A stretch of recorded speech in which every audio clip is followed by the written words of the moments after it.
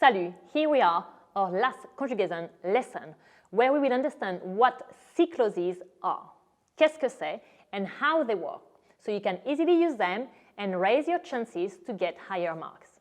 So, what are these C clauses? A C clause is the equivalent of your if-then structure in English, really. We will have a look at some examples on your document in a minute. But, as you will understand, an if-then sentence will imply a two-part structure, obviously. The use of if, or si in French, as you know, will express a condition, a possibility resulting into the outcome of this condition or possibility happening or not.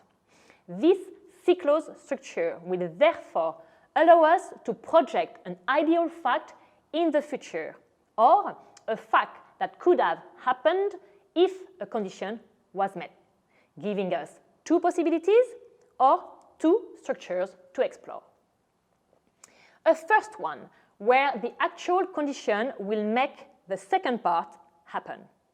The second, where the condition will not meet the expected result. Let's check the example on your document to illustrate that a little bit better.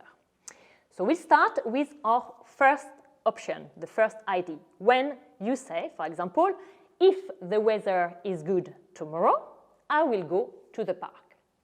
You will only go to the park if the weather is good.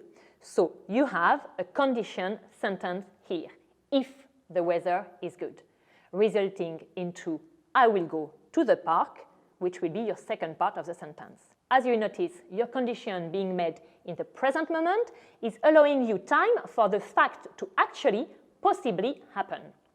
You still have the time to go to the park later on, which will be in the future.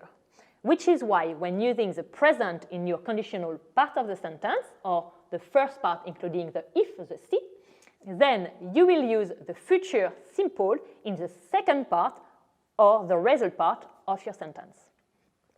Whether the action is certain to happen or not, as if the action is depending on you or not. The weather isn't in your power, so you actually can't predict if yes or not it will stay good, and therefore if yes or not, you will be able to go to the park. Unlike in the sentence, if you say, if I do my homework, I will have time to see my friend, where here it depends on you if the result will take place. But this doesn't matter at all. You will still use the same structure either ways, which will be si plus présent plus futur simple, or futur simple in English. And so will it be in French as well. This will be your first C clause structure. If the weather is good tomorrow, I will go to the park. S'il fait beau demain, which is the way we translate the weather is good tomorrow, j'irai au parc. So s'il fait beau demain, j'irai au parc, using the future simple in the second part of your sentence. Likewise, if I do my homework, I will have time to see my friend, which will be in French, si je fais, using the present, si je fais mes devoirs, j'aurai du temps pour voir mes amis. I will have time, using the future. Exactly the same logic in English and in French. You could, of course, use the negation, which will be just as usual by sandwiching your verbs.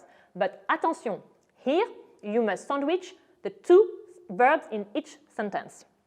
Since the condition, if the condition is not happening, then the result won't happen either. Si je ne fais pas mes devoirs, je n'aurai pas assez de temps, ou je n'aurai pas de temps pour voir mes amis. If I don't do my homework, I will not have time to see my friend. It's exactly the same. If you now wanted to speak about an uncertain fact or something that would happen but the condition wasn't met, then you will need to use the past. Just like in our example, if I was doing my homework, I would have enough time to see my friend. But the way this is structured suggests that you are not likely to do so, and therefore the result is even less likely to happen. In this case, we will, just like you in English, use the structure si plus imparfait plus conditionnel. In French, your sentence will be si je faisais mes devoirs, j'aurais assez de temps pour voir mes amis. So je faisais is imperfect in your first part of your sentence with a si. J'aurais is a conditionnel. There is nothing difficult here at all. You just need to take your time and analyze your English sentence. And then you'll be perfectly fine. You just need to reproduce it.